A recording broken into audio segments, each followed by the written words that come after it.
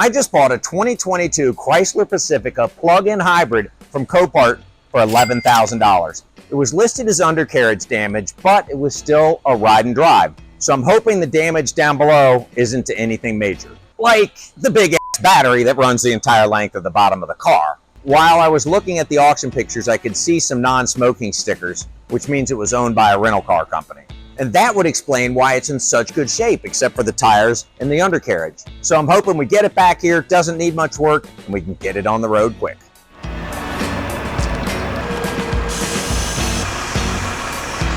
All right, our Pacifica finally came in. I have been looking forward to this one. I've been curious to see how they put these things together, so I'm glad to get this one in here. I think for starters, for sure, we can put on the list 4 tires. This fender's got something going on there. Hopefully that's what the undercarriage damage was, but you know I'm not that lucky. The body on this car really is in clean shape, except for that fender. We've got keys, that's always a plus. The million-dollar question is, what's the undercarriage damage, and why doesn't the car run? Let's lift it up. We got the forklift on it. Let's get up under there and see what we find. Well, the splash shields are all tore up. This rocker has got a chunk out of it there and there, so we're gonna need a passenger side rocker. This splash shield's damaged. Oh, here we go. All right, something has ripped a hole right through this electrical box here. This has a big hybrid electric battery underneath it, which starts right here. So this whole section of the car, from here back, is all a big hybrid battery. This piece right here is gonna be the charger. It's got all these wires going to the hybrid battery. So we're gonna need a new electric charger for this thing. Okay, jump pack's hooked up. Let's see what we got. Well, let's see what happens when I hit the start button. Oh, yeah, baby, it runs.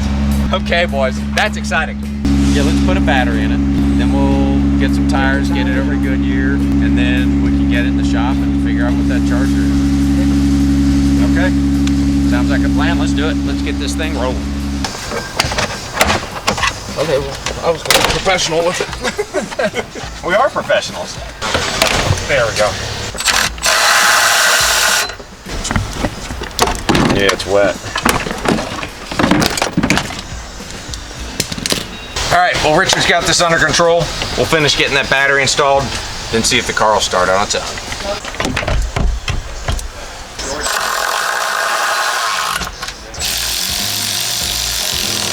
Okay, so we got the battery installed, so now the van will start on its own. Next thing we need to do is get some tires underneath it so the van can roll around.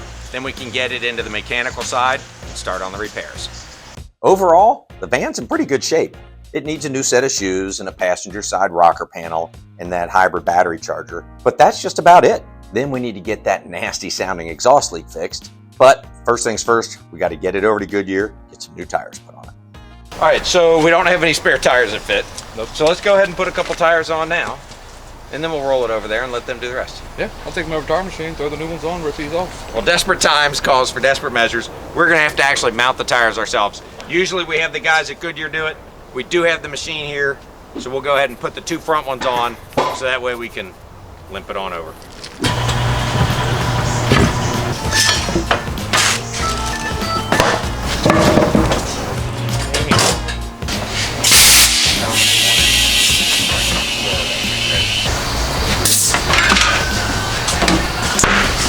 Is this car fun?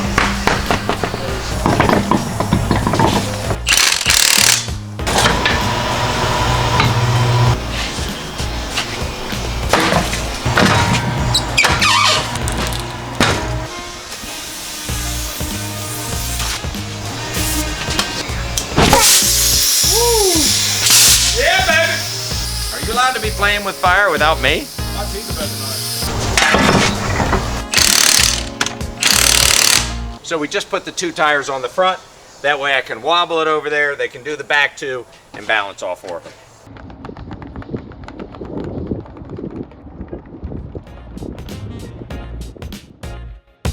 So we got it back from Goodyear. It now has 4 new tires on it. You can actually drive the car without wobbling all over the place. In the meantime, the guys from the body shop have snatched it up, so let's go see what they're doing.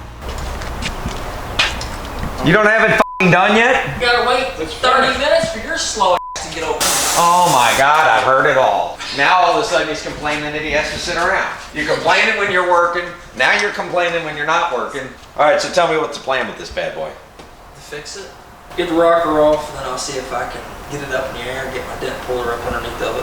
If I pull it down, it should line all back up. Yeah, okay. Well, let me go grab it for you. God forbid you went over and got a part. He found a used one at Allgaier for 150 bucks. Dude, that's awesome. It's a little twisted. Twisted part for a really twisted individual.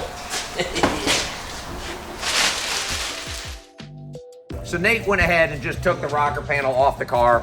It's easier to paint the new one off the car anyway. So while we're waiting for that to get painted, we're gonna go ahead and have Billy swap out the hybrid battery charger.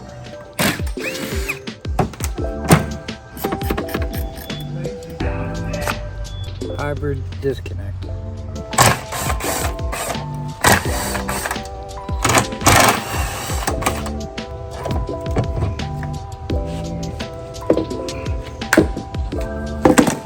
I was able to find the exact same charger on eBay for 750 bucks. So we've got our new one here. Here's the damaged one that Billy just took off that's got the undercarriage damage to it. So let's get that on the car and see if it fixes our issues.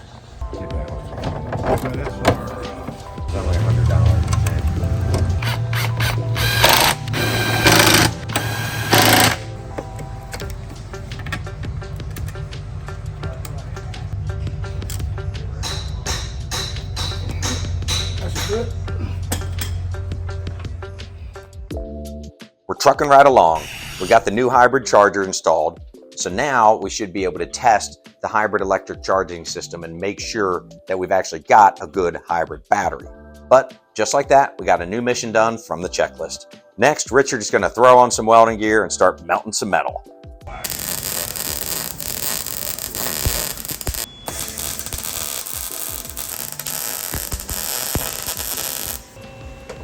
It ain't pretty, but it was never gonna be. Freaking the welder out. It don't look pretty, but it'll hold. It's so thin. That's so thin. Oh my gosh, yeah. So I had to. Man, that is awesome. Could have made it pretty, but I'd have made more holes. Yeah, no, that's perfect, man. That thing looks great. Sounds good to me. Let's see how it goes. Like Rich said, it ain't pretty, but this isn't a beauty contest. It's about durability. And with that, our exhaust issue is finally squared away, but we can't tie a bow on it just yet because that new hybrid battery charger that we installed has given us a bit of an issue. And we still need to get that rocker panel painted and installed. All right, so I see Joe is in the car with his scan tool, so I'm curious what's going on.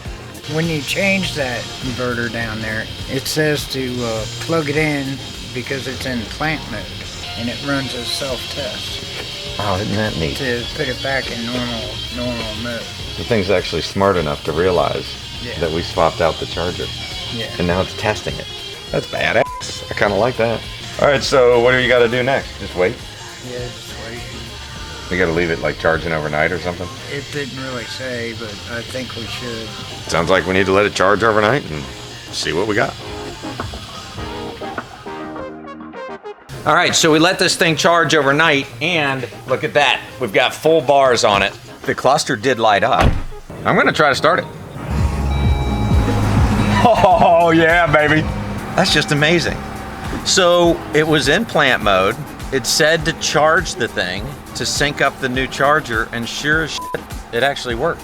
And our battery's at 100%. This is a sweet car. You know what I'm gonna do? I'm gonna take this thing on vacation. I see us loaded up with the BAM going to Florida. But we've got a couple things we still need to do. So we got our lower splash shield that goes underneath the charger for 138 bucks from our friends at Zimmer. And the guys over in the body shop got our rocker panel painted. So we'll go ahead and just put that on over here since we're gonna have it up in the air anyway. So time to get some parts put on and get this thing on the road.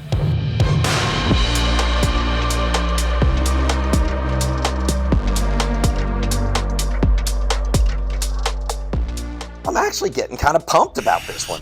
Billy getting that splash shield and rocker panel on, starting to get me a little excited about how close this thing's getting to being finished. With everything on the checklist complete, I think the only thing left to do is take it out on a 2,000-mile test drive. You got it pulled out. It's all pulled out, ready to drive. Never thought of myself as a minivan guy, but this is a cool van. All right, let's see what we got.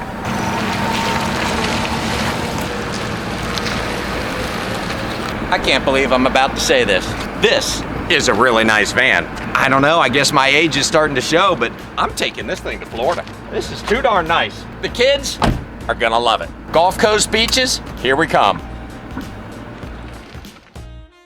19 hours later.